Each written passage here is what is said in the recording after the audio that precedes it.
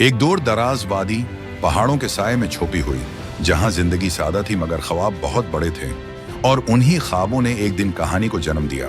अलाउद्दीन और मारिया आसमान की तरफ देखते हैं, जहां टूटे हुए तारे का एक मंजर उन्हें किसी खूफिया महम की तरफ बुलाता है, जैसे कुछ गैर मामूली होने वाला हो। पानी की गुर्ज के पीछे एक छुपी हुई गार सामने आती है और बच्चे हैरान होकर कदम रखते हैं, जैसे कोई भूला हुआ राज उनका मुंतजर हो। एक जोरदार सांस और रोशनी के साथ इम्बरविंग जागता है और इन बच्चों को पहचानता है, जैसे वही उसके मुकद्दर का हिस्सा हो।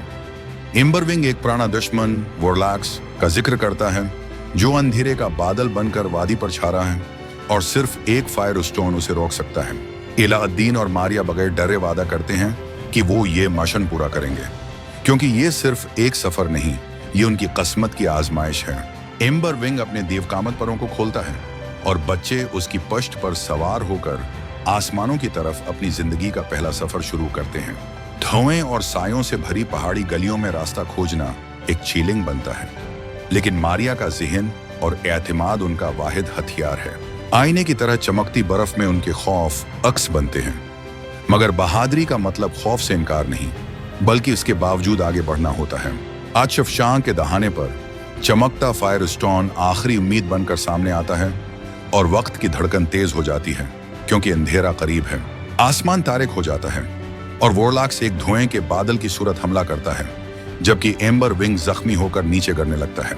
अलाउद्दीन फायर स्टोन को ब्लंड करता है और उसकी रोशनी से इम्बरविंग को नई ताकत मिलती है, जैसे उम्मीद ने आग को जला दिया हो।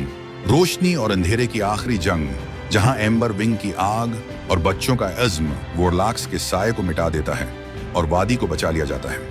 जब वो वापस आते हैं तो वादी खामोश है, मगर सब कुछ बदल चुका है और उन बच्चों के दिलों में एक राज दफन हो चुका है। इम्बरविंग आसमान में बुलंद होता है और सितारों में खो जाता है, क्योंकि कुछ कहानियां खत्म नहीं होती, वो हमेशा के लिए दिलों में जिंदा रहती हैं।